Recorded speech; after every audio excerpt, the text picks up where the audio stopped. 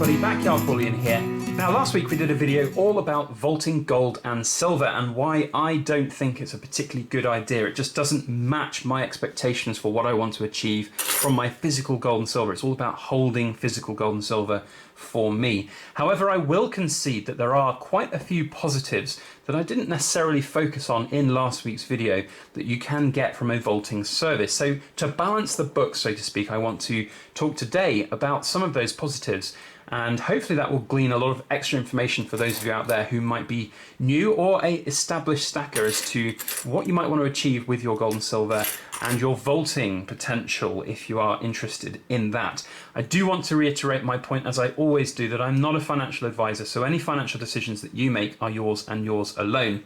I'd love to know your opinions as we go throughout the video as well, so please feel free to comment down in that comment section. If you enjoyed today's video, put a thumbs up on it and hit that subscribe button as well.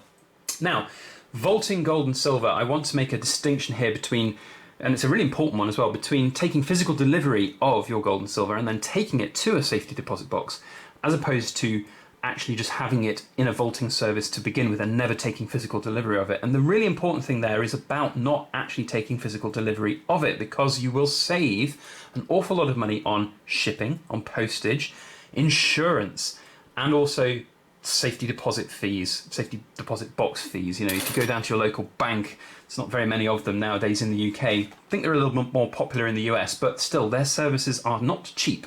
So these vaulting services that are offered by some of the big bullion dealers out there are actually a pretty good viable option for storing your gold and silver and saving an awful lot of money on that physical delivery.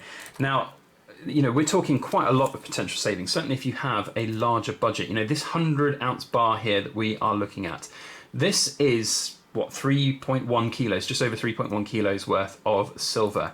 And here in the United Kingdom, if you want to send this somewhere, if you want to post this somewhere, you're looking at £30 plus for signed for, tracked, special delivery with the appropriate amount of insurance to post it.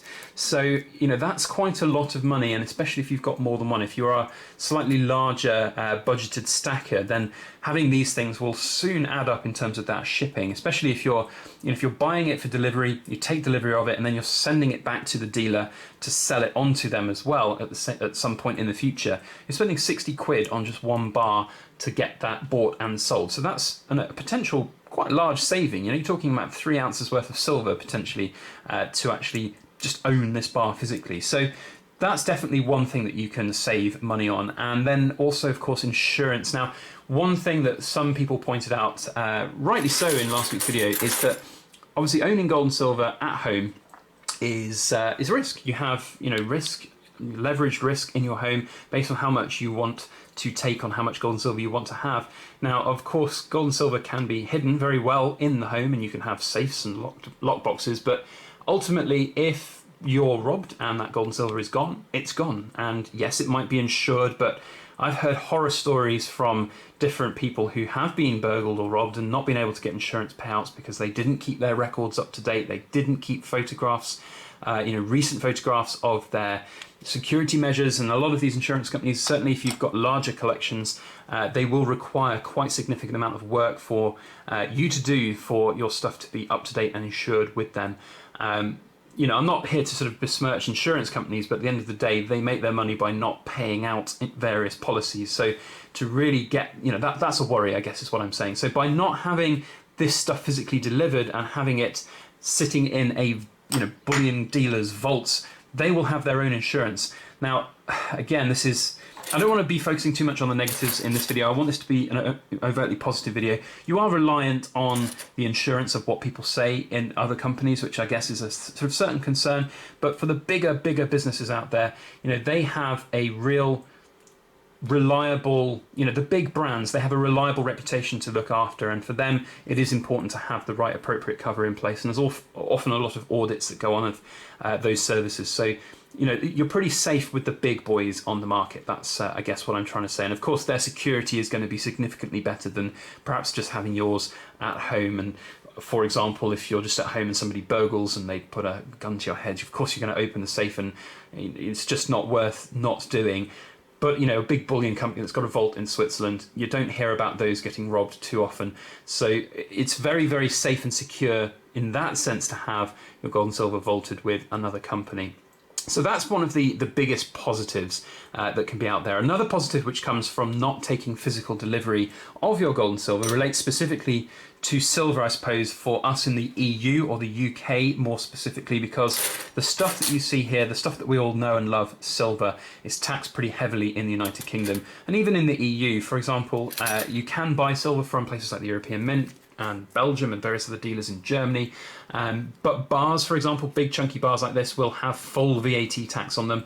Coins or coin bars will have a lower rate of tax, but even before the whole world went bat poo crazy, as I would say, to still be monetized, you know, the silver price, probably best price you could get was about 15 to 20% over spot for some of the biggest, chunkiest pieces, so still quite significant prices over spot. However, a lot of these vaulting services will offer prices very much closer to spot price for their silver, which is of course a real advantage. You can basically buy your silver at very close to spot price or at spot price. I haven't really researched what the prices are right now, whether or not they're higher or not, but the point is that you can get your silver cheaper, and if you don't take delivery of it, you don't pay those taxes, which is really important.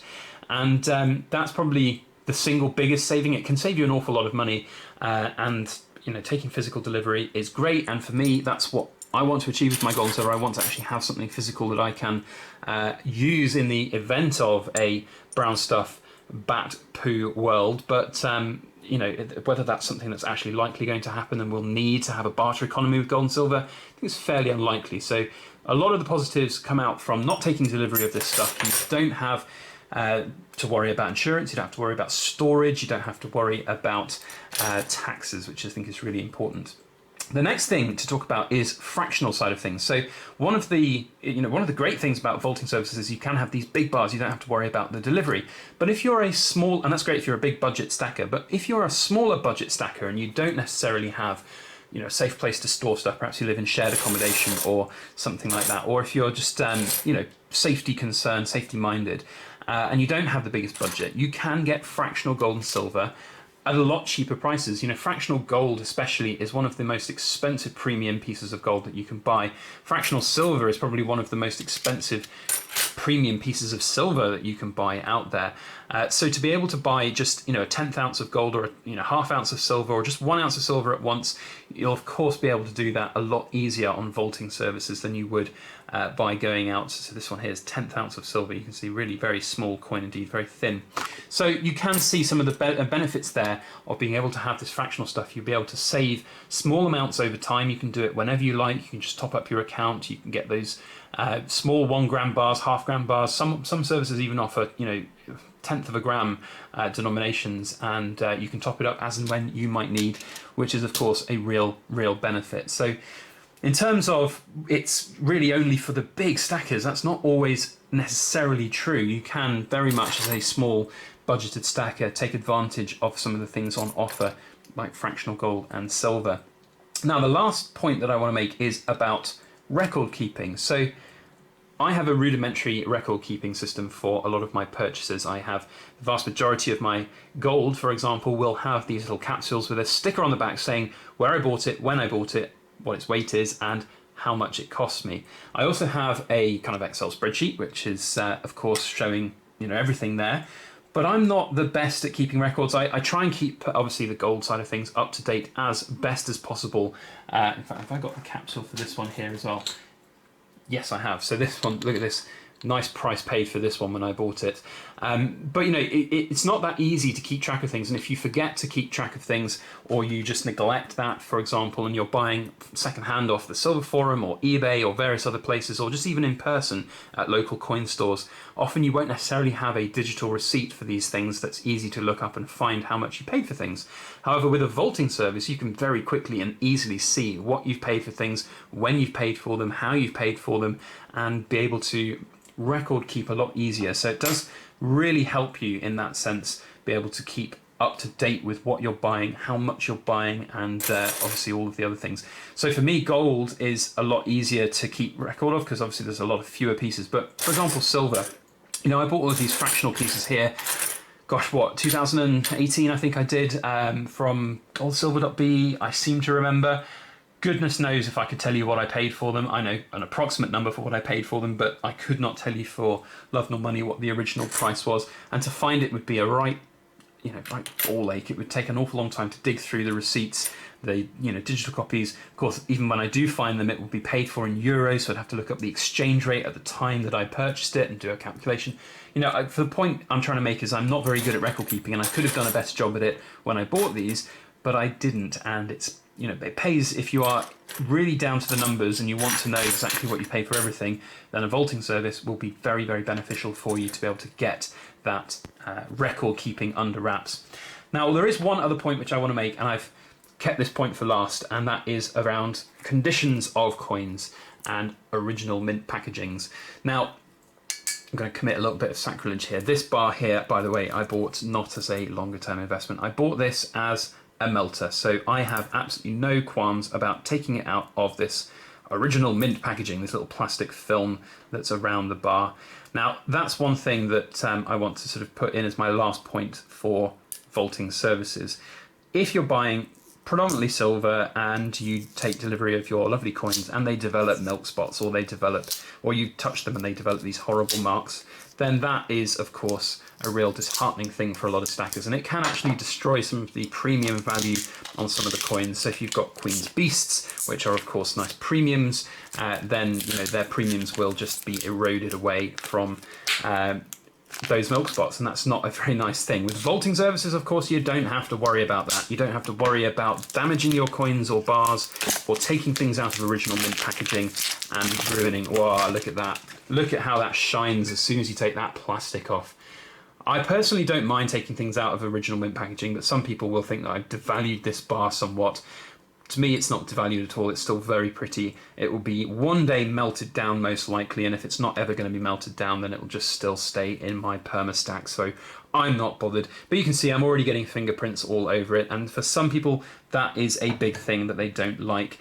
Gold, it's not quite as prevalent a thing, but you do get quality issues with copper spotting and things like that. I've done a few videos on copper spots in the past, which can of course hurt the value of your premiums. Now, of course, premiums is one thing that we haven't really talked about too much. Often when you're buying vaulted gold and silver products, you're going to be buying, basically cheap stuff. You'll just be buying whatever it might be called on their screen. It could even just be an ounce of gold in the form of a bar or a Britannia or whatever it is.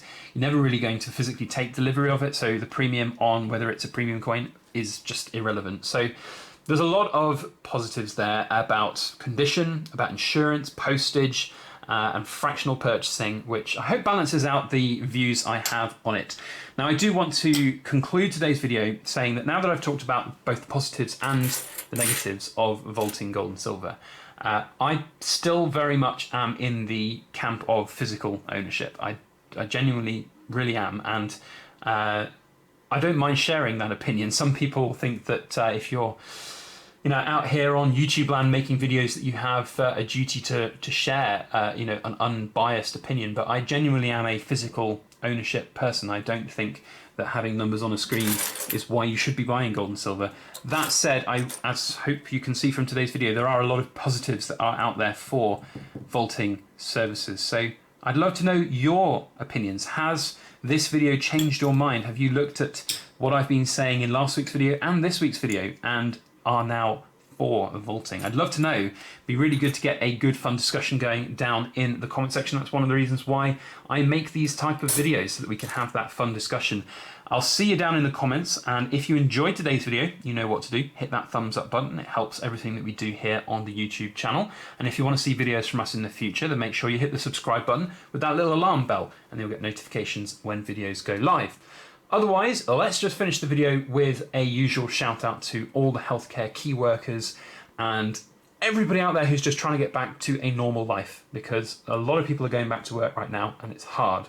And it is hard for businesses and it's hard for people. So big well done and thank you to everybody out there in this world for getting through and still continuing to get through the bat-poo storm that is 2020. So take care everyone, see you on the next video. Thanks for watching, and please make sure that you like, share, comment and subscribe for more.